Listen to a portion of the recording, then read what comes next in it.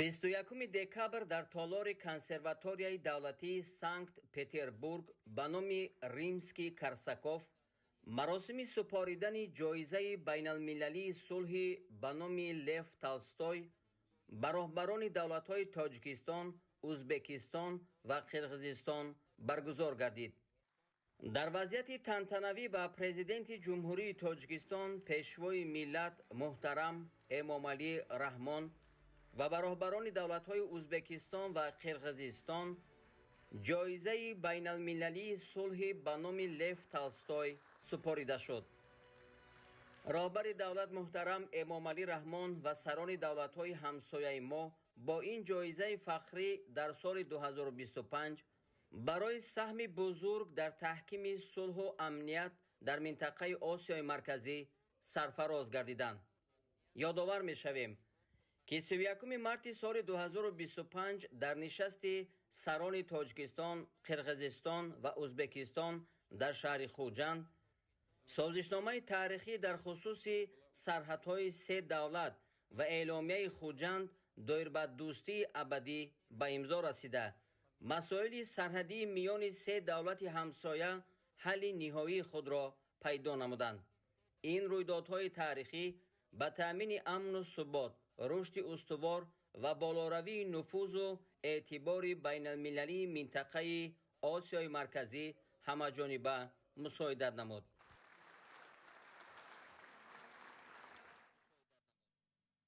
22 декабр президенти ҷумҳурии Тоҷикистон, пешвои миллат муҳтарам Эмомалӣ Раҳмон дар доираи сафари корӣ дар шаҳри Санкт Петербурги Федератсияи Русия якҷо бо дигар сарони кишварҳои иштирокдори Иттиҳоди давлатҳои мустақил аз маконҳои таърихии шаҳри Санкт Петербург аз ҷумла осорхонаи давлатии Эрмитаж боздид намуданд. дар осорхонаи Эрмитаж сарвари давлати Тоҷикистон муҳтарам Эмомалӣ Раҳмонро президенти Федератсияи Русия муҳтарам Владимир Путин истиқбол гирифтанд. ба роҳбарони кишварҳои иштирокдори Иттиҳоди давлатҳои мустақил доир ба таърихи осорхона ва санъати меъмории он маълумоти муфассал пешниҳод гардид. иттилоъ дода шуд ки ин маҷмӯаи фарҳангӣ соли 1764 таъсис ёфта аз 7 бинои таърихӣ аз ҷумла қасри зимистона иборат аст. 22 декабр дар шаҳри Санкт Петербурги Федератсияи Русия вохӯрии ғайрирасмии сарони давлатҳои иштирокдори Иттиҳоди давлатҳои мустақил баргузор гардид. дар вохӯрии президенти ҷумҳурии Тоҷикистон, пешвои миллат муҳтарам Эмомалӣ Раҳмон, роҳбари кишвари мизбон ва дигар сарони давлатҳои иштирокдори Иттиҳоди давлатҳои мустақил ширкат варзиданд. роҳбарони кишварҳои иштирокдори иттиҳод маҷмӯи масоили ҳамкории байнидавлатӣ дар соҳаҳои тиҷоративу иқтисодӣ, иҷтимоӣ ва фарҳангиву башариро баррасӣ намуданд. ба масъалаи баландбардоштани самаранокии талошҳо барои таъмини амнияти минтақавӣ ҳамчун самти афзалиятнок таваҷҷӯҳи зиёд зоҳир карда шуд. раёсати босамари Тоҷикистон дар иттиҳод дар соли равон таъкид гардид. аз сохтмони иншооти муҳим то симои нави шаҳру деҳот, натиҷаҳои корҳои анҷомёфта ва дурнамои марҳилаҳои минбаъда. энергетика нерӯи пешбарандаи иқтисоди кишвар бо сохтмони нерӯгоҳҳои нав ва афзоиши иқтидори барқ, Тоҷикистон ба сӯи истиқлолияти энергетикӣ гомҳои устувор мениҳад. таҷлили рӯзи энергетикҳо дар кишвар. рушди саноат яке аз самтҳои муҳими иқтисоди кишвар. бо бунёди корхонаҳои нав ва афзоиши истеҳсолот, ҷойҳои нави корӣ таъсис ёфта, иқтидори саноатии кишвар тақвият меёбад. захираи маҳсулоти аввалия дар ноҳияи шаҳристон бо эътимод таъмин аст. бозорҳо пур ва нархҳо зери назоратанд. дар кишвар корҳои сабзгардонӣ вусъат меёбанд. манзараҳои сабз ва дарахтони нав ободӣ ва ҳифзи муҳити зистро таъмин мекунанд. шарҳи ин ва дигар хабарҳо дар нашри муфассали барномаи иттилоъотии ахбор. امروز تحت ریاست رئیس مجلس نمایندگان مجلس عالی جمهوری تاجیکستان فیضعلی عیدیزاده جلسه نوبتی اجلاسی دوم مجلس نمایندگان مجلس عالی جمهوری تاجیکستان دعوت هفتم برگزار گردید. در اجلاسی لایحه قرار مجلس نمایندگان مجلس عالی جمهوری تاجیکستان درباره وارد نمودن تغییر و الоваҳо ба استراتژیای ملی رشد جمهوری تاجیکستان برای دوره تا سال 2030 درباره برنامه میانه مهلت رشد جمهوری تاجیکستان برای سالهای 2026-2030 در خصوص کنونسیا درباره مقام حقوقی هیئت‌هایی که با دولت‌های اشتراکدار اتحاد دولت‌های مستقل فرستاده می‌شوند درباره سازشنامه بین جمهوری تاجیکستان و فدراسیای روسیه درباره مقام حقوقی نمایندگی‌های مقامات صلاحیت‌دار عاید به مسائل کارهای داخلی و مهاجرت در جمهوری تاجیکستان و فدراسیای روسیه لایحه قانون جمهوری تاجیکستان درباره وارد نمودن تغییر و الоваҳо به کودکس نقلیات اتومبیلی جمهوری تاجیکستان لایحه قانون جمهوری تاجیکستان عاید به وارد نمودن تغییر و الоваҳо به قانون جمهوری تاجیکستان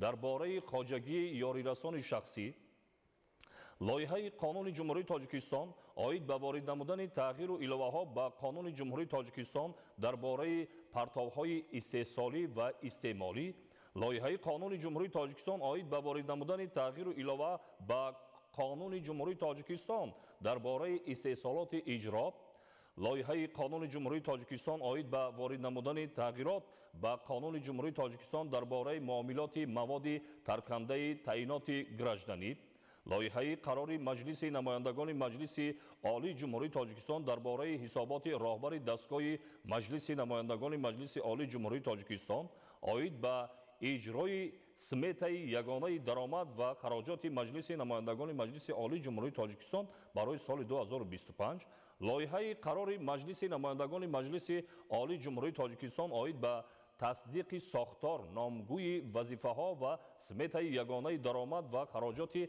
مجلس نمایندگان مجلس عالی جمهوری تاجیکستان برای سال 2026 و لایحه قرار مجلس نمایندگان مجلس عالی جمهوری تاجیکستان عاید به تصدیق سمت یگانه درآمد و خراجات مؤسسه دولتی اداره روزنامه صدای مردم برای سال 2026 مورد بررسی قرار گرفته از روی مسائل بررسی گردیده قرارهای داخلدار قبول کرده شد.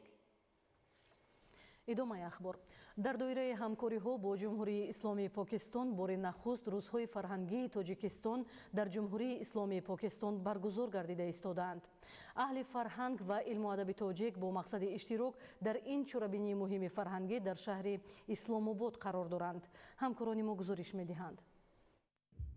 در دوره برگزاری روزهای فرهنگ جمهوری تاجیکستان در جمهوری اسلامی پاکستان شام 19 دکبر در مرکز میراث فرهنگی خلقی شهر اسلام آباد نمایش مال و محصولات تاجیک و صنعت ملی دایر شد. وزیران فرهنگ، هیئت همراه، نمایندگان کورپوس دیپلماتی مقیم اسلام آباد نیز از نمایشگاه بازدید کردند. در نمایشگاه نمونه‌های گوناگون مال و محصولات و هنرهای دستی مردمان تاجیکستان و پاکستان و معرض دید گذاشته شد. مخصوصا در این چهاربینی هنرهای دستی هنرمندان تاجیک و نمایش عکس و مصوره‌های جالب دقت حاضرین را بیشتر به خود جلب کرد. اثنای بازدید از نمایشگاه با ملکه‌های دستی شرکت کنندگان بهای بلند داده شد. گفته شد که ارزش‌های فرهنگی در این نمایشگاه به معرض گذاشته شده نشانه واضح فرهنگ پرغناوت مردم تاجیک است که عالمی آن را دوام سالهاست تسخیر کرده است. در نمایشگاه هنرهای سوزنی‌دوزی، صنعت آهنگری، مهره بافی، نمونه‌های گوناگون چکن، طعام‌های ملی تاجیکی پیشنهاد هیئت بزرگ مهمانان گردانیده شد. سپس در مرکز برنامه فرهنگی مشترک هنرمندان تاجیکستان و پاکستان آغاز شد که اثنای برگزاری برنامه فرهنگی ناطقان از توسعه همکاری‌های متقابلا سودمند میان تاجیکستان و پاکستان یادآور شدند. تذکر داده شد که با اراده سیاسی رهبریت عالی سیاسی هر دو دولت دوامی سال‌های اخیر مناسبات حسنه میان دو دولت در بخش و سمت‌های گوناگون از جمله در ساحه فرهنگ نیز رو به رشد دارد. برگزاری روزهای فرهنگ جمهوری تاجیکستان در جمهوری اسلامی پاکستان نمونه والای تقویت همکاری‌های فرهنگی معنی داد شد. سپس در فضای کشاد برنامه کنسرتی مشترک با اشتراک وسیع تماشابینان در سطح بسیار شایسته دایر گردید که از جانب تماشابینان پاکستانی گرم و صمیمی پذیرایی شد.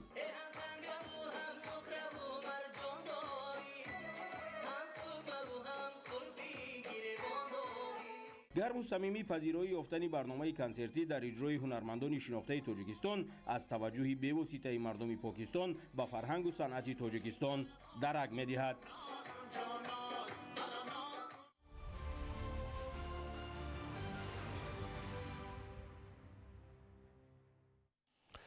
از 19 تا 21 دکبر سال 2025 در شهر هایکوی مضافات هینان جمهوری مردم چین یارمارکه بین المللی سیاحی چین 2025 برگزار گردید که در آن هیئت جمهوری تاجیکستان فعالانه اشتراک نموده امکانیت‌های سیاحی جمهوری تاجیکستان از جمله سیاحی کوهی، فرهنگی، اکولوژی و تاریخی را معرفی نمودند. موضوع را همکاران ما شرح می‌دهند. در یارمارکه بین المللی سیاحی چین 2025 که در شهر هایکوی مضافات هینان جمهوری مردم چین برگزار گردید، هیئت جمهوری تاجیکستان از نماینده کمیته رشد سیاحی نزد حکومت جمهوری تاجیکستان، کارخانه واحد دولتی مرکز اطلاعاتی خدمت‌رسانی‌های سیاحی، جمعیت سهامی کشاده سامان ایر، جمعیت دارای مسئولیت محدود سامان تراول و جمعیت دارای مسئولیت محدود شاهتور عبارت بود. در دایره چاره‌بینی امکانیت‌های سیاحی جمهوری تاجیکستان از جمله سیاحی کوهی، فرهنگی، اکولوژی و تاریخی معرفی گردیده، موضوعهای تبلیغاتی عاید موضوعهای سیاحی تاجیکستان پیشنهاد گردیدند. همزمان نمایندگان هیئت تاجیکستان با شرکت‌ها و اساسیاسی‌های پیشبر سیاحی جمهوری مردم چین یک قطار واخوری‌ها برگزار نمودند. در جریان این ملاقات‌ها جانب‌ها مسئله‌های توسعه همکاری‌های دوجانبه، جلب سیاحان چینی به جمهوری تاجیکستان، تشکیل سفرهای مشترک و رشد سیاحی وارداتی را مورد بررسی قرار دادند. اشتراک نمایندگان شرکت‌های سیاحی جمهوری تاجیکستان در یارمارکه بین المللی سیاحی چین 2025 قدمی مهم در راه معرفی اقتدار سیاحی کشور در بازار چین و گسترش همکاری‌های بین المللی در ساحه سیاحی ارزیابی می‌گردد.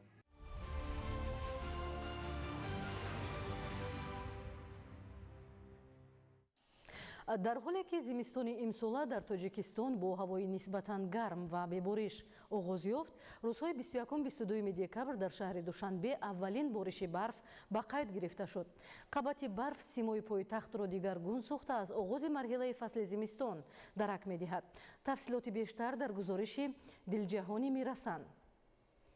در شهر دوشنبه در ماه‌های اخیر ما آب هوای غیر مقرری را مشاهده کرده ایستاده‌ایم.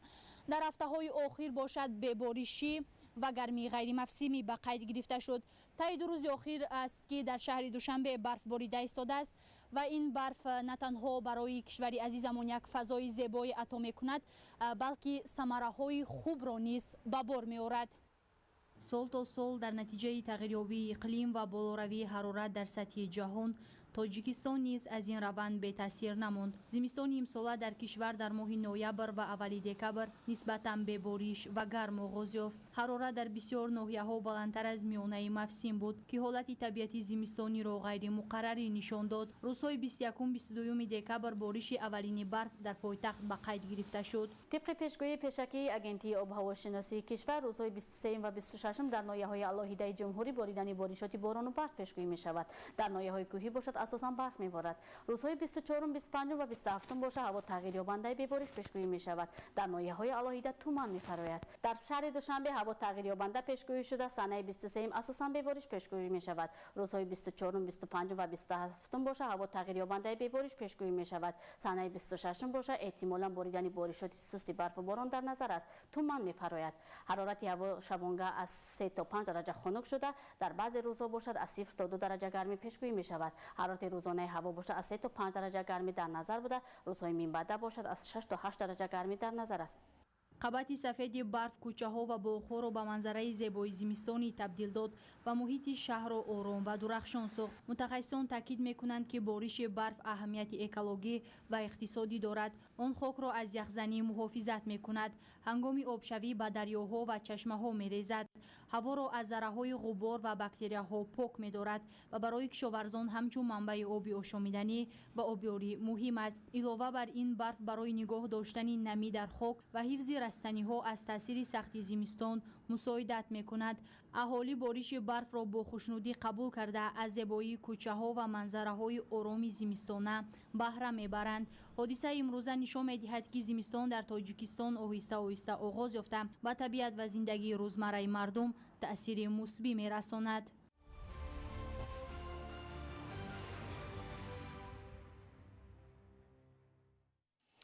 баландбардоштани сатҳи некуаҳволии сокинони мамлакат дар меҳвари сиёсати давлат қарор дорад. Бо ин мақсад Президенти Ҷумҳурии Тоҷикистон пешвои миллат муҳтарам Эмомалӣ Раҳмон дар паёми навбатӣ ба Маҷлиси олӣ соли 2026-ро соли вусъат додани корҳои ободониву созандагӣ ва таҳкими худшиносиву худогоҳии миллӣ эълон намуданд. ин иқдом ҳар як фарди худогоҳ ва ватандӯстро ба амалҳои бунёдкориву созандагӣ раҳнамоӣ мекунад. аз раванди ободониҳо дар вилояти Хатлон ҳамкоронамон гузориш медиҳанд. истиқлоли давлатӣ ба рушди тамоми самтҳои хоҷагии халқи мамлакат заминаи мусоид фароҳам овард. дар заминаи татбиқи иқдомҳои ободониву бунёдкорӣ бахшида ба 35-солагии ин ҷашни миллӣ дар ҳама минтақаҳои кишвар бинову иншооти гуногун ҷабҳа бунёд ва баҳри аҳолӣ инфраструктури зарурӣ таъмин гардид. эълони соли 2026 ҳамчун соли вусъат додани корҳои ободониву созандагӣ ва тақвияти таҳкими худшиносиву худогоҳии миллӣ аз ҷониби президенти ҷумҳурии Тоҷикистон муҳтарам Эмомалӣ Раҳмон сокинону соҳибкорони шаҳру ноҳияҳои мамлакат аз ҷумла вилояти Хатлонро ба суръат бахшидани раванди иқдомҳои бунёдкорӣ ҳидоят кардааст. дар вилояти Хатлон бахшида ба ҷашни 35-солагии истиқлоли давлатии ҷумҳурии Тоҷикистон 6260 иншооти гуногун таъинот ба нақша гирифта то санаи 1 декабри соли 2025 аз ин шумора 6348 адади он мавриди истифода қарор дода шудааст ки 101% нақшаро дар бар мегирад. президенти кишвар муҳтарам Эмомалӣ Раҳмон дар паёми имсола ба Маҷлиси олии ҷумҳурии Тоҷикистон аз раванди ободониҳо дар мамлакат изҳори хушнудӣ намуда саҳми сокинону соҳибкоронро дар обод намудани як гӯшаи диёр муносиб ва арзанда арзёбӣ доштанд. зимни ин паём роҳбари давлат соли 2026-ро соли вусъати корҳои созандагӣ ва бунёдкорӣ эълон карданд.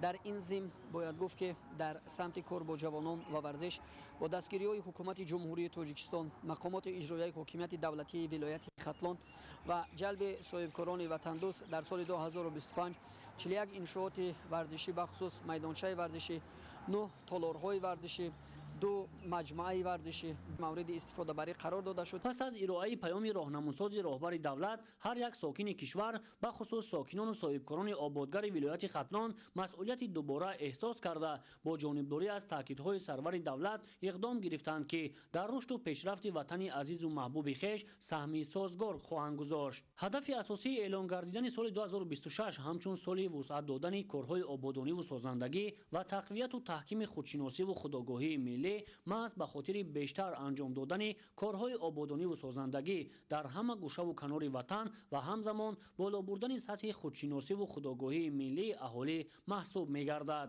бахшида ба 35-солагии истиқлоли давлатии ҷумҳурии Тоҷикистон дар ноҳияи шаҳртур 359 иншоотҳои таъиноти гуногун ба нақша гирифта шудагӣ буд, то ба имрӯз 277 адади он ба истифода дода шуд. зиёда аз 70-75% иншоотҳои ба нақша гирифташа аз ҷониби сокинони деҳа ва соҳибкорон ба чашм мерасад. дар ноҳия дар соли 2025 100 адад иншоот ба нақша гирифта шудагӣ буд, то ба анҷоми сол ба пуррагӣ иҷро мегардад. инчунин дар ноҳия имсол аз ҷониби сокинони деҳа зиёда аз 22 километр роҳҳои маҳаллии ҳудуди ноҳия мунфарш гардиданд. аз раванди вусъати чунин иқдомҳои бунёдкорӣ метавон гуфт ки бо қомат афрохтани бинову иншооти гуногун таъинот ва фароҳам намудани беҳтарин инфраструктур барои сокинон ҷашни бузурги миллӣ 35-солагии истиқлолияти давлатии ҷумҳурии Тоҷикистон дар сатҳи баланду бо дастовардҳои меҳнатӣ ҷашн гирифта мешавад. шоҳзода Самандар Мусои Нурмуҳаммад, давлати Файзулло, вилояти Хатлон, ахбор.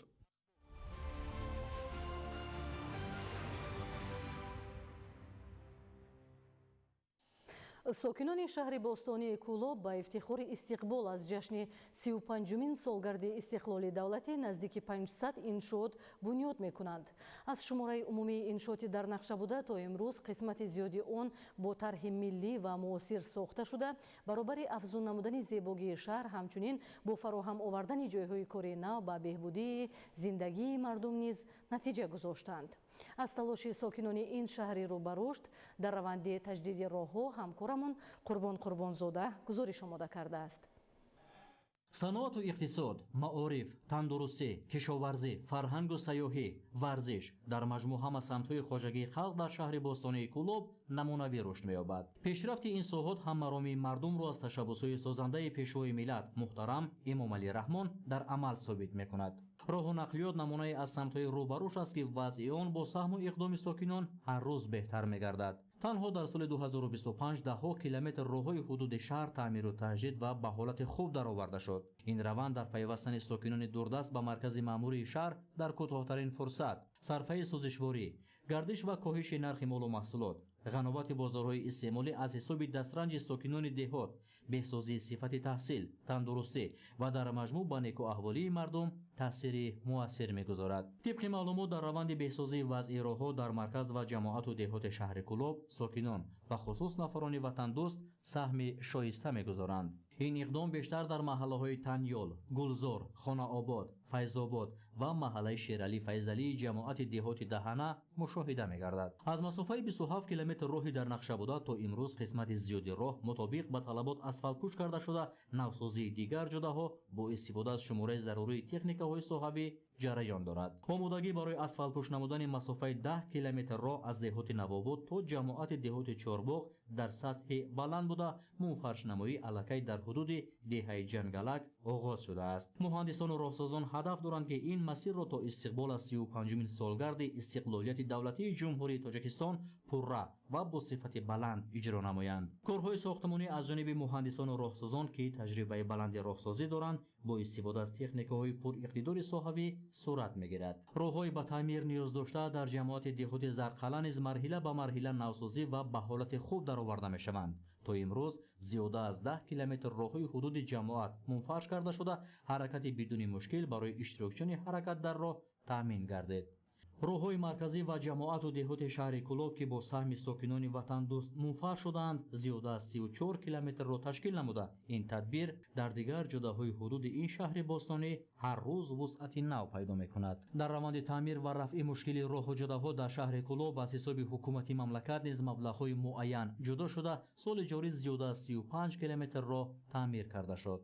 дар ин баробар мунфаршнамоии 7 километр роҳҳои автомобилгард ҷараён дошта, сохтмони пул дар соҳи Тебалай идома дорад. корҳои лоиҳакашию сохтмонии роҳи тавоварӣ бо дарозии 12 километр дар арафаи анҷомёбӣ қарор дорад.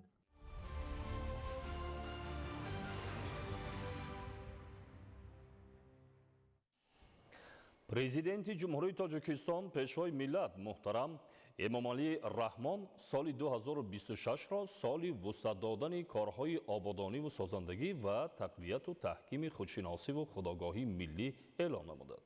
ҳадафи асосии ин иқдом анҷом додани корҳои ободониву созандагӣ дар ин вилоятҳо, шаҳру ноҳияҳо ва ҳамзамон бо ин боз ҳам боло бурдани сатҳи худшиносиву худогоҳии миллии аҳолӣ бар пояи таърихи бостонӣ ва фарҳанги пурғановати миллӣ маҳсуб меёбад. гузориш аз вилояти Суғд. созандагию ободонӣ хоса бунёду ба истифода додани иншооти гуногун муҳимтарин амалҳоест ки дар давоми 4 соли охир бо мақсади сазовор ҷашн гирифтани 35-солагии истиқлоли давлатӣ дар ҳама шаҳру ноҳияҳои мамлакат вусъат ёфт ва дар соли 2026 чунин тадбирҳои неку шоиста бо саҳми мақомоти давлатии соҳибкорон ва аҳолӣ боз ҳам густариш меёбад. зеро соли 2026-ро президенти ҷумҳурии Тоҷикистон пешвои миллат муҳтарам Эмомалӣ Раҳмон соли вусъат додани корҳои ободониву созандагӣ ва тақвияту таҳкими худшиносиву худогоҳии миллӣ эълон намуданд. сокинони вилояти Суғд аз ин ташаббуси роҳбари давлат ки 16 декабри соли 2025 дар паём ба Маҷлиси олии ҷумҳурии Тоҷикистон ироа гардид, истиқбол намуда бо иродати комил ва хушнудию сарафрозӣ барои амалӣ шудани чунин ҳадафи неку шоиста ҳамовозии худро баён доштанд. зеро бо вусъат додани корҳои ободониву созандагӣ сатҳу сифати зиндагии мардум боз ҳам беҳтару хубтар мешавад.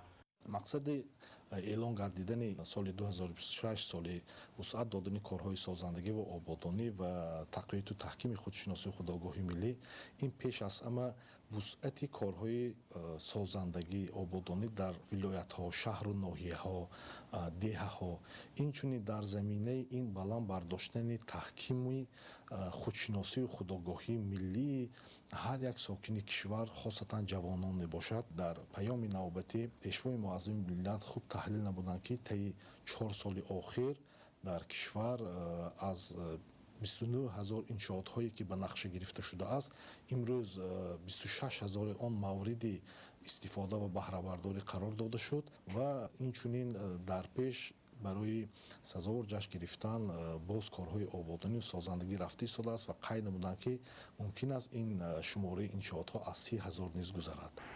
бештар аз 12 000 иншооти гуногун ки дар тӯли 4 соли охир дар вилояти Суғд ба истифода дода шуд, шумораи зиёди он бо саҳми соҳибкорон ва сокинон бунёд гардидааст. Бо эълон шудани соли 2026 соли вусъат додани корҳои ободониву созандагӣ ва тақвияту таҳкими худшиносиву худогоҳии миллӣ дар вилоят боз ҳазорҳо иншооти дигар сохта ба истифода дода мешавад.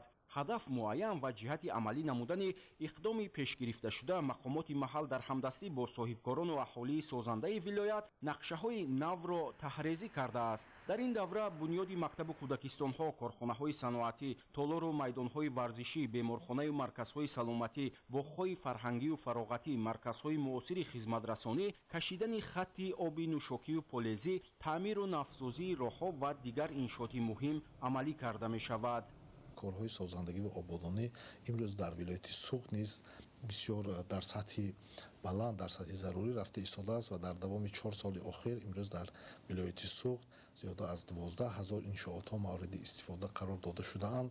ман имрӯз шоҳид он ҳастам ки дар тамоми гӯшаҳои дурдастарини шаҳру ноҳияҳо боғчаҳои бачагона, муассисаҳои таҳсилоти умумӣ, иншоотҳои дигари саноатӣ мавриди истифода қарор дода шудаанд ва ин худаш аз гувоҳии он аст ки корҳои созандагиву ободонӣ дар шаҳру ноҳияи вилояти Суғд вусъати тоза пайдо кардааст ва дар нақша ҳаст ки то ҷашни 35-солагии истиқлоли давлатӣ боз зиёда аз 3 000 иншоотҳои гуногун ба истифода дода шавад. дар давраи соли вусъат додани корҳои ободониву созандагӣ ва тақвияту таҳкими худшиносиву худогоҳии миллӣ ва ҷиҳати иҷрои дастуру супоришҳои роҳбари давлат оид ба фароҳам овардани шароити созгор тариқи бунёди иншооти зарурӣ ки дар паём ироа гардид, дар асоси нақшаи таҳризишуда дар вилояти Суғд баробари марказҳои шаҳру ноҳияҳо ба рушди инфрасохтори деҳот таваҷҷӯҳи бештар зоҳир карда мешавад. абдуваҳоби абдусаттор, Ильёс Бобоҷон, вилояти Суғд, ахбор.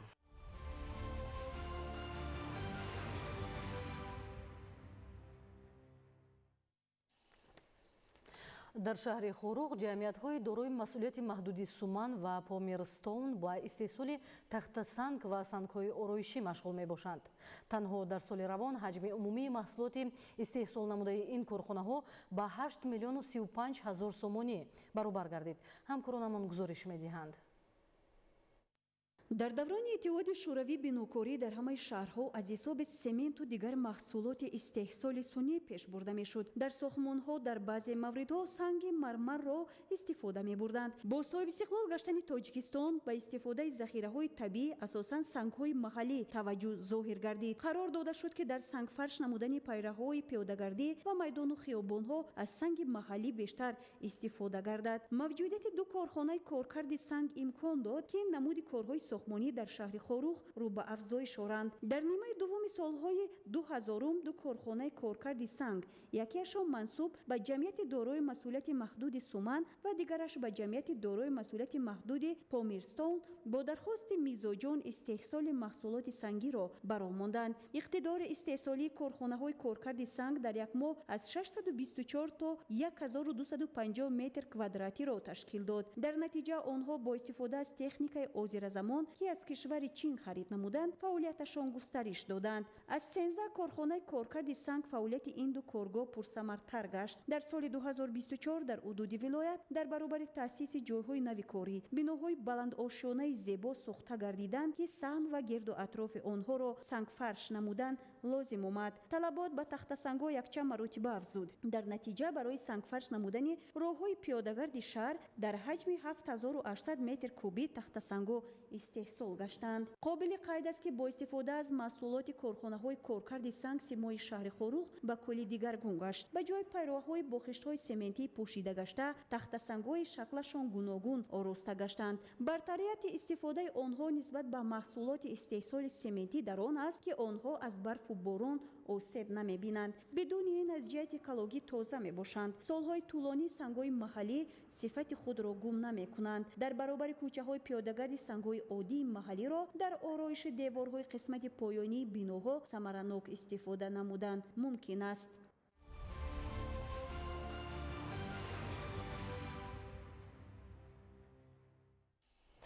ساکنان کشور ҳамасола паёми президенти ҷумҳурии тоҷикистон пешвои миллат муҳтарам эмомалӣ раҳмонро ба маҷлиси олӣ сармашқи фаъолияти худ қарор дода таъмини саривақтии дастуру сипоришҳои пешниҳодгардидаро омили муҳими рушди кишвар ва расидан ба рӯзгори босаодат медонанд.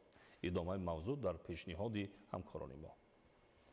доир ба омӯзиш ва шарҳу тавзеҳи паёми президенти ҷумҳурии тоҷикистон муҳтарам эмомалӣ раҳмон ба маҷлиси олии кишвар бо ибтикори вазорати маориф ва илми ҷумҳурии тоҷикистон таҳти унвони паёми президенти мамлакат муҳтарам эмомалӣ раҳмон муайянкунандаи самтҳои афзалиятноки рушди кишвар ҳамоиши илмӣ омӯзишӣ баргузор гардид. дар тадбири мазкур масъулини вазорати маориф ва илм, олимону муҳаққиқон, намояндагони муассисаҳои тобеи соҳа, омӯзгорон ва дигар шахсони расмӣ иштирок намуданд. зимни ҳамоиш мазмуну муҳтавои паёми президенти мамлакат ба хусус масъалаҳои марбут ба рушди соҳаи маориф ва илм, баланд бардоштани сифати таҳсилот, тақвияти заминаи моддию техникӣ, ҷорӣ намудани технологияҳои муосир, рушди тафаккури илмӣ ва тарбияи насли худогоҳу ватандӯст мавриди таҳлилу баррасии амиқ қарор гирифт. иштирокчиён иброз доштанд ки паём ҳамчун ҳуҷҷати муҳими раҳнамо барои фаъолияти минбаъдаи соҳа хизмат намуда, иҷрои саривақтӣ ва босифати дастуру супоришҳои дар он зикршуда омили асосии рушди устувори маориф ба шумор меравад. дар фарҷом оид ба татбиқи амалии нуктаҳои паём дар муассисаҳои таълимӣ, таҳкими ҳамкории илм ва истеҳсолот, инчунин баланд бардоштани масъулияти касбии омӯзгорон, таклифу пешниҳодҳои мушаххас ироа гардиданд. дар донишгоҳи техникии тоҷикистон ба номи академик муҳаммад осимӣ бахшида ба паёми президенти ҷумҳурии тоҷикистон муҳтарам эмомалӣ раҳмон ба маҷлиси олӣ дар бораи самтҳои асосии сиёсати дохилӣ ва хориҷии ҷумҳурӣ дар мавзӯи паёми президенти ҷумҳурии тоҷикистон санади стратегии рушди иҷтимоӣ, иқтисодӣ ва ташаббусҳои глобалӣ ҳамоиши илмии назариявӣ баргузор гардид. зимни баргузории чорабинӣ иброз гардид ки паёми президенти ҷумҳурии тоҷикистон муҳтарам эмомалӣ раҳмон ба маҷлиси олӣ фарогири самтҳои афзалиятноки сиёсати давлатӣ дар марҳилаи нави рушди кишвар буда масъалаҳои рушди устувори иқтисод, таҳкими сиёсати иҷтимоӣ, рақамикунонии соҳаҳо, рушди илму маориф, дастгирии занону ҷавонон, таҳкими амнияти миллӣ ва пешгирӣ аз таҳдидҳои ҷаҳони муосирро ба таври мушаххас дар бар мегирад. дар ҷамъомад дар мавзӯъҳои самтҳои асосии сиёсати иҷтимоӣ ва иқтисодии давлат дар паёми президенти ҷумҳурии тоҷикистон паёмҳои роҳнамои ояндасоз дар масири худшиносӣ ва нақши президент дар таҳкими сулҳусубот дар минтақа маърузаҳо пешниҳод гардид. гуфта шуд ки баргузории чунин ҳамоишҳои илмӣ назариявӣ ба баланд бардоштани сатҳи маърифати сиёсӣ, таҳкими таҳлили илмии равандҳои давлатдорӣ ва ҷалби фаъолонаи ҷомеаи илмӣ ба татбиқи ҳадафҳои стратегии ҷумҳурӣ мусоидат намуда, дар он паёми президенти ҷумҳурии тоҷикистон ба маҷлиси олӣ ҳамчун роҳнамои рушди устувор ва ояндасоз нақши ҳалкунанда мебозад. اساس پیشرفت ساحه‌ها، کار مرتب در تعلیم نسل نورست، آماده‌سازی متخصصان جوان، پیشگیری از عامل‌های کورپسیونی، تحکیم بخشیدن کار کارخانه و تشکیلات دولتی، ثمرآور شدن روند فعالیت کارمند در برابر فراهم آوردن شرایط خوب کاری، دستگیری اجتماعی، بهتر ساختن شرایط مادی به حساب می‌رود که در جمهوری تاجیکستان با سعی و تلاش و دستگیری‌های روزافزون حکومت جمهوری تاجیکستان چاراندیشی گردیده، ضمن ارائه پیام نوبتی به مجلس عالی جمهوری تاجیکستان، پرزیدنت کشور محترم امامعلی رحمان تاکید داشتند که با مقصد باز هم بهتر نمودن سطح نیکواحوالی مملکت و تقویت بخشیدن حفظ اجتماعی اهالی، معاش وظیفوی کارمندان مؤسسه‌های تا مکتبی، تحصیلات میانه عمومی ساحه معارف 25%، معاش دیگر مؤسسه‌های ساحه معارف، ساحه‌های علم، فرهنگ، تندرستی، حفظ حقوق، мақомоти ҳокимият ва идоракунии давлатӣ дигар муассисаҳои буҷетӣ аз 1 сентябри соли 2026 20% зиёд карда мешавад. дар давоми 3 соли охир ҳар сол ба маротиб зиёд шудани музди маоши кормандони соҳаҳо бозгӯи он аст ки иқтисоди давлати мо пеш рафта маблағҳои иловагӣ барои кормандон равона мекардад. мо омӯзгорони донишкадаи байналмилалии Хуҷанд эҳсос мекунем ки таваҷҷӯҳи ҳукумати ҷумҳурии Тоҷикистон нисбат ба баланд бардоштани шароити моддии кормандон зиёд аст ва чунин дастгирии кормандони соҳаҳоро боз ҳам дилгарм сохта ҷавобан ба чунин дастгирӣ фаъолияти хешро дучанд ба роҳ мемонанд. дар донишкадаи байналмилалии Хуҷанд вобаста ба омӯзиши нуқтаву нишондодҳои барномавӣ паёми президенти ҷумҳурии Тоҷикистон муҳтарам Эмомалӣ Раҳмон ба Маҷлиси олии ҷумҳурии Тоҷикистон ҳамоиш баргузор гардид ки дар он масъулини бахши кор бо ҷавонон ва варзиши шаҳри Хуҷанд, бахши сабти асноди ҳолати шаҳрвандӣ, мақомоти ҳифзи ҳуқуқ ва омӯзгорони ин боргоҳи таълим ва донишҷӯён доир ба дастгириҳои давлатӣ дар самти омодасозии мутахассисон, фарогирии донишҳои замони муосир, омӯзиши забонҳои хориҷӣ ва баланд бардоштани маънавиёт, ҳуввияти миллӣ, худшиносӣ, дӯст доштани ватан ва овардани иқтибосҳо паёми сарвари давлатро мавриди омӯзиш қарор доданд. дар ҳамоиш таъкид гардид ки иқдоми навбатии ҳукумати ҷумҳурии Тоҷикистон, хосатан президенти кишвар муҳтарам Эмомалӣ Раҳмон, зиёд намудани маош, равона намудани маблағ барои беҳтар намудани вазъи даромади кормандони соҳаҳо, таваҷҷӯҳу ғамхории давлатӣ дар самти дастгирии кормандон, ҳавасмандии мутахассисон буда, баромадкунандагон ба донишҷӯёни донишкадаи байналмилалии Хуҷанд ёдоварӣ намуданд ки баҳри омӯзиши илмҳои муосир кӯшиши бештар намоянд. зеро иқтисоди кишвар дар ҳоли рушд буда, соҳаҳои хоҷагии халқи мамлакат ҳамеша ниёз ба мутахассисони ҷавон дорад ва чунин дастгириҳои давлатӣ афзоиши музди маош, зиндагии шоистаи мутахассисонро таъмин менамояд.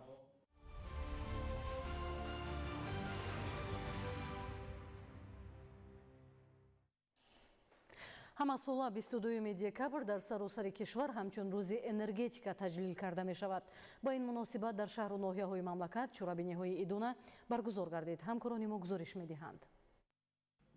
бахшида ба рӯзи кормандони соҳаи энергетика ки ҳамасола санаи 22 декабр баргузор мегардад, аз ҷониби вазорати энергетика ва захираи оби ҷумҳурии Тоҷикистон бо иштироки собиқадорон ва кормандони зерсохтсории соҳаи барқ ҳамоиш баргузор гардид. дар ҷамоат таъкид гардид ки дар паёми навбатии худ пешвои миллат президенти ҷумҳурии Тоҷикистон муҳтарам Эмомалӣ Раҳмон ба Маҷлиси олии ҷумҳурии Тоҷикистон қайд намуданд, дар 10 соли гузашта соҳаи энергетикаи кишвар ба маблағи беш аз 60 миллиард сомонӣ сармоягузорӣ шудааст ки дар натиҷа иқтидорҳои истеҳсолии нерӯи барқ дар ҳаҷми 1017 мегаватт афзоиш ёфтанд. танҳо ҳисоби таҷдиду навсозии нерӯгоҳи амалкунанда иқтидорҳои истеҳсолӣ 200 мегаватт зиёд гардиданд. аз ҷумла соли 2025 корҳои таҷдиду навсозии нерӯгоҳи барқоби қайроқум ба маблағи 1,8 миллиард сомонӣ пурра анҷом дода шуда, иқтидори истеҳсолии он аз 114 мегаватт ба 174 мегаватт, яъне 60 мегаватт зиёд карда шуд. дар баробари афзоиши иқтидорҳои истеҳсолӣ як қатор лоиҳаҳои муҳими дигар аз ҷумла бунёди зеристгоҳи нави барқӣ ва хатҳои интиқоли барқ амалӣ карда шуданд. дар ин давра ҳаҷми истеҳсоли нерӯи барқ дар кишвар 7 миллиард киловатт-соат ё 40% зиёд гардида, аз 7,2 миллиард киловатт-соати соли 2015 ба 24,2 миллиард киловатт-соат дар соли 2025 расонида шуд.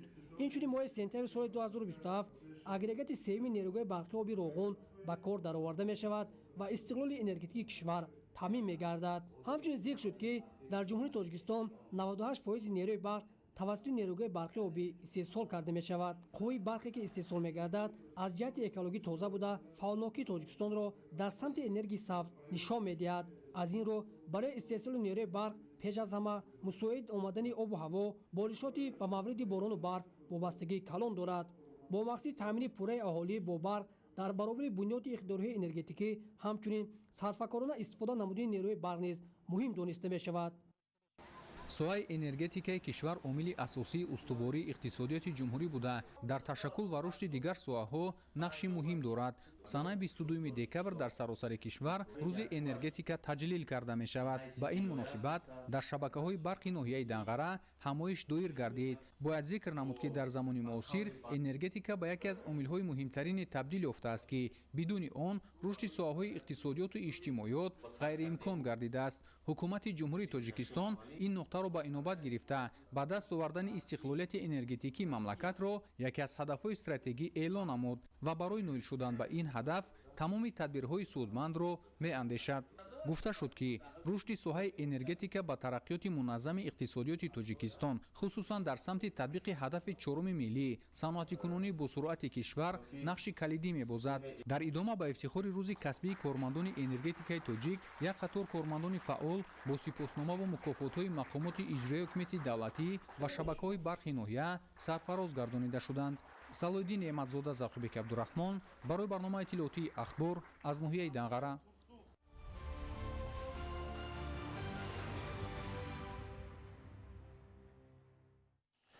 аз ҷониби масъулини раёсати агентии назорати давлатии энергетикӣ назди президенти ҷумҳурии Тоҷикистон дар шаҳри Турсунзода ҷиҳати сарфакорона истифода бурдани нерӯи барқ ва пешгирии қонунвайронкуниҳо дар соҳа корҳои фаҳмондадиҳӣ ва санҷишҳои мақсаднок баргузор гардиданд. гузориш дар ин хусус. бо мақсади сарфакорона ва истифодаи оқилонаи нерӯи барқ инчунин пешгирии қоидавайронкуниҳо аз тарафи истифодабарандагони нерӯи барқ имрӯзҳо аз ҷониби намояндагони раёсати агентии назорати давлатии энергетикӣ назди президенти ҷумҳурии Тоҷикистон дар шаҳру ноҳияҳои ҷумҳурӣ корҳои фаҳмондадиҳӣ гузаронида мешавад. гарчанде ки қонуни ҷумҳурии Тоҷикистон дар бораи ворид намудани тағйиру иловаҳо ба кодекси ҳуқуқвайронкунии маъмурии ҷумҳурии Тоҷикистон ва кодекси ҷиноятии ҷумҳурии Тоҷикистон қабул шудаасту дар ҷумҳурӣ муваққат маҳдудияти нерӯи барқ ҷорӣ гардидааст, вале бархе аз шаҳрвандон дидаву дониста нерӯи барқро ғайриқонунӣ истифода мебаранд. хусусан санҷишҳои масъулин ки дар шаҳри Турсунзода гузаронида шуд нишон дод ки дар сехи хурди коркарди дару тирезаҳои пластикӣ муштарии ғайриқонунӣ барқро истифода бурда ҳисобкунаки барқии сехи мазкур тамға гузорӣ нашудааст. нисбати муштарӣ санади қоидавайронкунӣ ва протоколи ҳуқуқвайронкунии маъмурӣ тартиб дода шуд. чунин санҷишҳо дар як қатор корхонаҳо ташкилоти шаҳри Турсунзода гузаронида шуда нисбати қоидавайронкуниҳои ошкор шуда аз ҷониби масъулини раёсати агентии назорати давлатии энергетикӣ назди президенти ҷумҳурии Тоҷикистон дар шаҳру ноҳияҳои ҷумҳурӣ чораҳои зарурӣ андешида шуд. ҳамчунин миёни кормандони якчанд корхонаҳои хурди истеҳсолӣ оид ба сарфакорона истифода бурдани нерӯи барқ корҳои фаҳмондадиҳӣ гузаронида шуда ба онҳо маводҳои иттилоотӣ тақсим гардид. имрӯзҳо бархе аз муштариёни истифодабарандаи нерӯи барқ аҳамияти панелҳои офтобиро дарк намуда аз он истифода менамоянд ки ин омил барои сарфа намудани захираҳои энергетикии кишвар нақши муҳим дорад. тибқи иттилои масъулин дар натиҷаи гузарондани чунин корҳои санҷишӣ дар раёсати агентии назорати давлатии энергетикӣ назди президенти ҷумҳурии Тоҷикистон давоми 11 моҳи соли ҷорӣ зиёда аз 450 санади қоидавайронкунӣ тартиб дода шуд ки маблағи умумии он 3 миллиону 663 ҳазор сомониро ташкил медиҳад. нисбати вайронкунандагони қоидаҳои истифодаи нерӯи барқ ба миқдори 649 адад протоколҳои ҳуқуқвайронкунии маъмурӣ тартиб дода шудааст.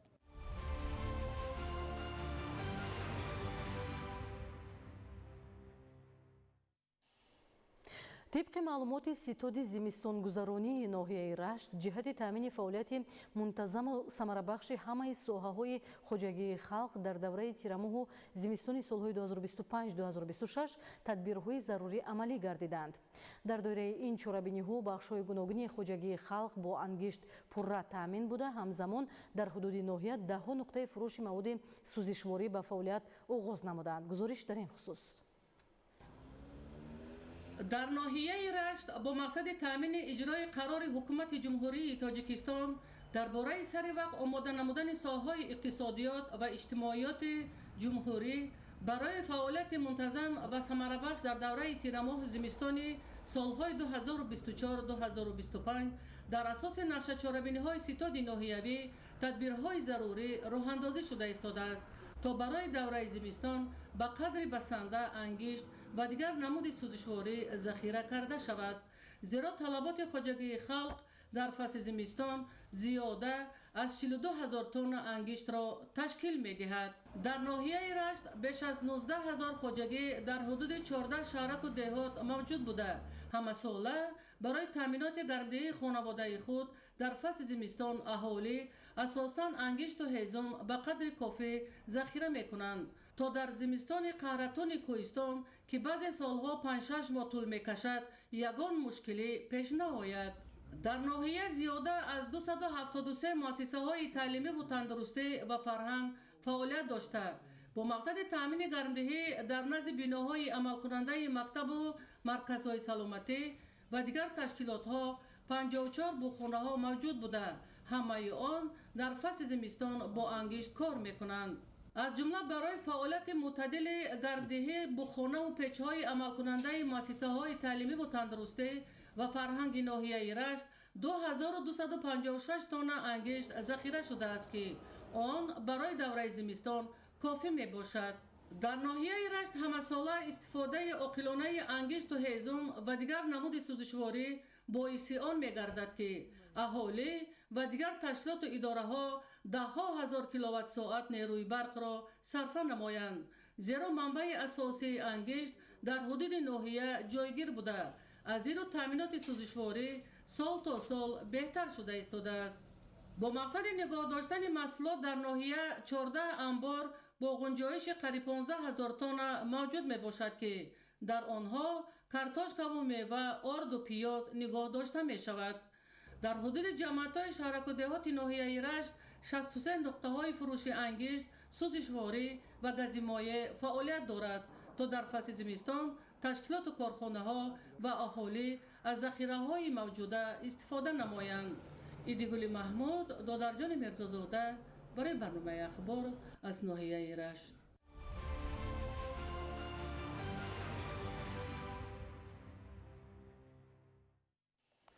кишоварзон ва хоҷагидорону сокинони ноҳияи шаҳристон маводи озуқавориро аз қабили картошка, гандум, мевагӣ, консерва, коҳ ва дигар маҳсулот барои 2 сол захира намуданд. гузориш дар ин хусус.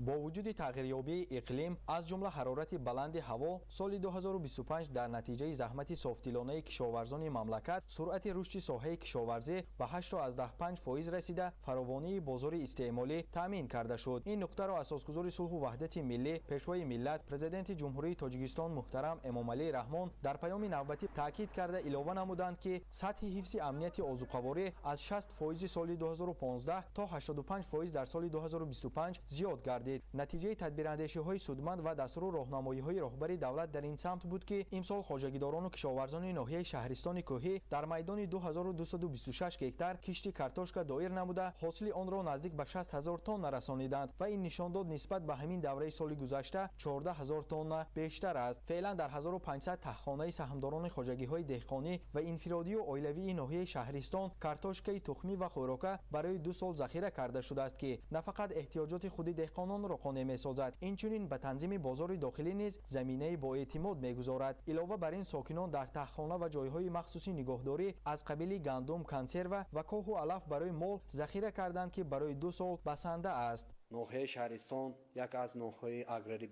به حساب رفته در اساس دستور سپارش‌های اساسگزار صلح و وحدت ملی پیشوای معظم ملت محترم امامعلی رحمان کارتوشکا، گندم، ارد، روغن، سبزوات و میوگی‌ها ذخیره نموده ایستادند که این هم باشد پیشروی زیست زندگانی هر یک ساکنی ناحیه شهرستان می باشد. فراوانی بازارهای شهر و ناحیه‌های کشور خانه پرناز و نعمت ساکنان و نهایت تطبیق یکی از هدفهای اساسی دولت و حکومت مملکت تامین بی‌خطری امنیت آذوقه‌واری را محض به فعالیت پرثمر کشاورزان ارتباط می‌دهند. همین است که دهقانان ناحیه شهرستان در برابر تامین احتیاجات عائله با مواد خوراکه همزمان محصولات میوگی خویش را در کنار شاهراه اهمیت بین‌المللی داشته دوشنبه شهرستان، استرافشند، خوجندچناق به فروش برآوردند. طبق اطلاع این موسم از میدانهای باغ سیب و شفتالو و بیهی و نوک 2600 تن میوه‌های شهدبار جمع‌آوری کرده شده است. دستور و هدایت‌های عاقلانه پرزیدنت جمهوری تاجیکستان محترم امامعلی رحمان نسبت رشد ساحه کشاورزی را دهقانان چشمکاردان ناحیه سرمشق فعالیت خویش قرار داده با استفاده از آب و هوای مساعد فصل زمستان باقی مانده زمین‌ها را شدگار و به کشت اولی بهاری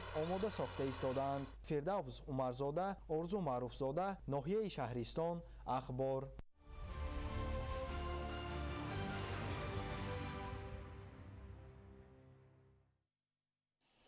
дар партави таваҷҷӯҳи ғамхоранаи ҳукумати мамлакат рушди соҳаи илму маориф дар кишвар таъмин гардида, ҳамчунин барои фарогирии кӯдакони синни томактабӣ ба таълиму тарбия ки барои таъмини пешрафти ояндаи босуботи мамлакат заминаи устувор мегузорад, шароити мусоид фароҳам оварда шудааст.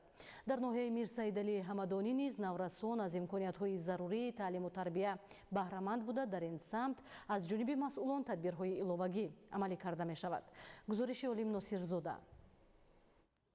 маориф чун нерӯи пешбар ва таҳкимбахши ҷомеа ба ҳисоб меравад. дар ноҳияи Мир Саид Алӣ Ҳамадонӣ ҷиҳати рушди ин соҳа, фароҳам овардани шароити мусоиди таълиму тарбия, тақвият бахшидани малакаи зеҳнии наврасону ҷавонон, ҷалби таваҷҷӯҳи онҳо ба илмомӯзӣ ва доир ба афзоиш додани дастовардҳои омӯзгорону толибилмон давра ба давра имкониятҳои беҳтар таъмин гашта истодааст. муҳимтар аз ҳама дар ноҳия вобаста ба фарогирии кӯдакони синни томактабӣ ба таълиму тарбия таваҷҷӯҳи бештар зоҳир гардида, дар ин самт сол то сол натиҷаҳои назаррас рӯ ба афзудан қарор дорад. طبق معلومات عینی حال در ناحیه 7 کودکستان فعالیت داشته، در آنها 874 نفر نورسان در 34 گروه به تعلیم و تربیت فرا گرفته شدند. در مؤسسه های تا مکتبی ناحیه 34 مربیای صاحب تخصص به تربیت گیرندگان با استفاده از امکانات های موجوده مشغولیت ها را جالب و شوق آور می‌گذرانند. نتیجه فعالیت درست و مناسبت صمیمانه مربیها شوقمندی نورسان را به آموزش و اجرای مشغولیت های گوناگون تعلیمی تقویت بخشیده، موفقیت آنها را در این سمت تا رفت بیشتر می‌گرداند. در سال 2025 در ناحیه میر سعید علی حمدانی دو مؤسسه تحصیلاتی تا مکتبی به استفاده داده شد. امروز تربیت گیرندگان در مؤسسه های تا مکتبی ناحیه با تربیه خوب فرا گرفته شده. اینچنین در 7 مؤسسه تحصیلاتی تا مکتبی ناحیه در گروه های 4-5 ساله، 6 ساله، 7 ساله زبان‌های روسی و انگلیسی از طرف آموزگاران به راه مانده شده است که طبق عیانیت‌ها درس می‌گذرانند. برای تامین پیشرفت و ترقیات در بخش‌های مختلف مهمتر از همه سالمی جامعه و از علم و دانش‌های زمان آگاهی داشتن شهروندان در مد اول قرار دارد.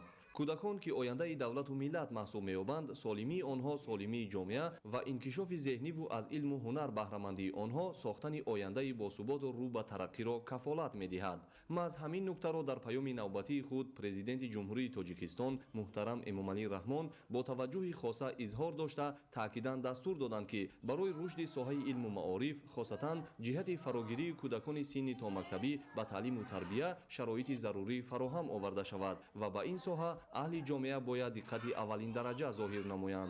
در ناحیه میر سعید علی حمدانی در برابر فعالیت کودکستان ها اینچنین در نزد مؤسسه های تعلیمی ناحیه مرکز انکشاف بروقتی کودک عمل میکند که برای رشد و کمالات آینده نورسان زمینه با اعتماد میگذارد. علیم ناصرزاده، خورشید نادرخان، ناحیه میر سعید علی حمدانی، اخبار.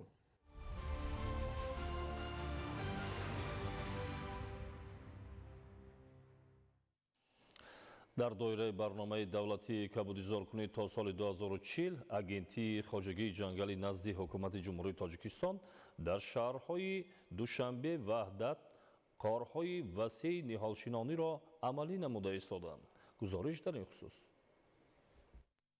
дар доираи татбиқи барномаи давлатии кабудизоркунӣ то соли 2040 ки яке аз самтҳои муҳими сиёсати экологӣ ва иҷтимоии ҳукумати ҷумҳурии тоҷикистон маҳсуб меёбад, агентии хоҷагии ҷангали назди ҳукумати ҷумҳурии тоҷикистон дар шоҳрҳои душанбе, ваҳдат корҳои густурдаи ободонӣ ва сабзкорӣ ба роҳ мондааст. тибқи маълумоти масъулон то ҳол дар масоҳати зиёда аз 10 гектар замин беш аз 10 000 бехниҳол шинонда шудааст. ин ниҳолҳо аз навъҳои ҳамешасабз, сояафкан, ороишӣ ва мевадиҳанда интихоб гардида мутобиқ ба шароити иқлими минтақа ва талаботи агротехникӣ шинонда шуданд.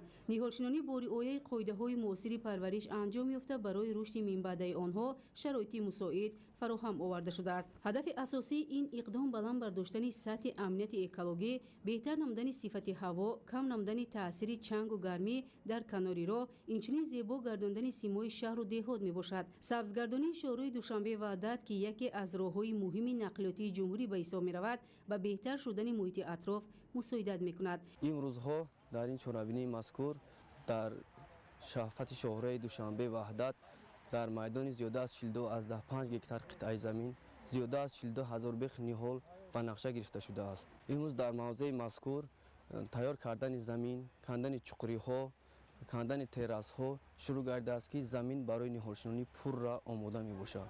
илова бар ин дар дигар қидаҳои шоҳроҳ низ корҳои ниҳолшинонӣ, барқарорсозии майдонҳои сабз ва нигоҳубини дарахтони қаблан шинондашуда бо маром идома доранд. мутахассисони соҳа ба масъалаи обёрии саривақтӣ, нармкунии хок, муҳофизати ниҳолҳо аз касалиҳо ва омилҳои номусоиди табиӣ диққати махсус медиҳанд. қобили зикр аст, ки татбиқи чунин чорабиниҳо дар доираи барномаи давлатӣ на танҳо ба беҳбудии муҳити зист равона гардааст, балки ҳамчунин барои баландбардоштани маърифати экологии аҳолӣ, ҷалби ҷомеа ба корҳои сабзкорӣ ва ташаккули муносибати масъулон нисбат ба табиат нақши муҳим мебозад. ин тадбирот дар маҷмӯъ ба рушди устувори кишвар, ҳифзи захираҳои табиӣ ва фароҳам овардани муҳити солиму зебо барои наслҳои оянда заминаи мусоид фароҳам меоранд.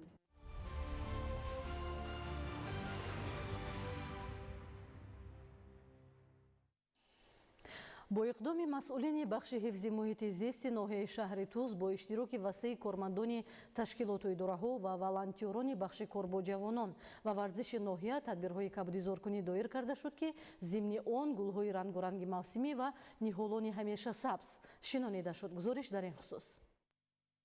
чунин тадбирҳои кабудизоркунӣ дар ноҳияи шаҳри Туз бо мақсади иҷрои барномаи давлатии кабудизоркунии ҷумҳурии Тоҷикистон барои давраи то соли 2040 ба роҳ монда шуда, он ба беҳтар намудани муҳити зист, баландбардоштани ҳисси масъулиятшиносӣ нисбат ба табиат ва саҳмгузорӣ дар рушди муҳити сабз мусоидат мекунад. ҳамин гуна ташаббусҳои экологӣ дар самти кабудизоркунӣ ва ободу зебо нигоҳ доштани муҳити зист дар доираи сиёсати экологии мамлакат ва сиёсати пешгирифтаи пешвои миллат муҳтарам Эмомалӣ Раҳмон аҳамияти калон доранд. иқдоми мазкур дар боғи фарҳангии Туси ноҳияи шаҳри Туз сурат гирифта, зимни он зиёда аз 5000 бех гулу буттаҳои рангоранги мавсимӣ шинонида шуд, ки ба ҳусни ин макони фароғатӣ зебогии дигаре зам намуд. бо ба роҳ мондани чунин иқдомҳои кабудизоркунӣ дар боғи фароғатӣ ва кӯчаву гулгаштҳои маркази ноҳия имконоти хуби гаштугузор ва истироҳату фароғат барои сокинон муҳайё карда мешавад. дар асоси нақша чорабиниҳои тасдиқнамудаи барномаи давлатии кабудизоркунии ҷумҳурии Тоҷикистон барои давраи то соли 2040 имрӯз дар ҳудуди ноҳияи шаҳри Туз тасмим гирифтем, ки ба маъракаи ниҳолшинонӣ, кабудизоркунӣ ва солимгардонии муҳити зист оғоз бахшем. мақсади аз гузарондани чунин аксияҳо ин сарсабзу хурам нигоҳ доштани марзи маъмурии ноҳия мебошад. ҳамзамон дар доираи ҳамин гуна тадбири экологӣ бо иштироки васеи кормандони ташкилоту идораҳои давлатӣ ва волонтёрони бахши кор бо ҷавонон ва варзиши ноҳия дар ҷамоати деҳоти Обшорон маъракаи ниҳолшинонӣ доир карда шуд. тозаву озода ва сабзу хурам нигоҳ доштани муҳити атроф аз масъулияти ҳар як шаҳрванди кишвар маҳсуб ёфта, бо шинонидани гулҳои зебои рангоранги мавсимӣ ва ниҳолони гуногуни ҳамешасабз дар ҳар як гӯшаву канори мамлакат метавон дар таъмини экологии муҳити зист ва ободии меҳан ҳиссаи муносиб гузошт.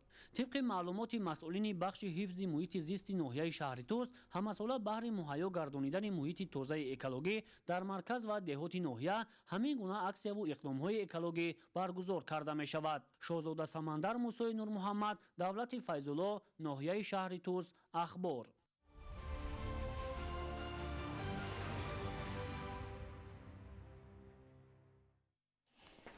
бинандаҳои азиз, ин буд нашри муфассали барномаи иттилоотии ахбор. ба шумо зиндагии ободу осоиштаро таманно дорем. саломат бошед.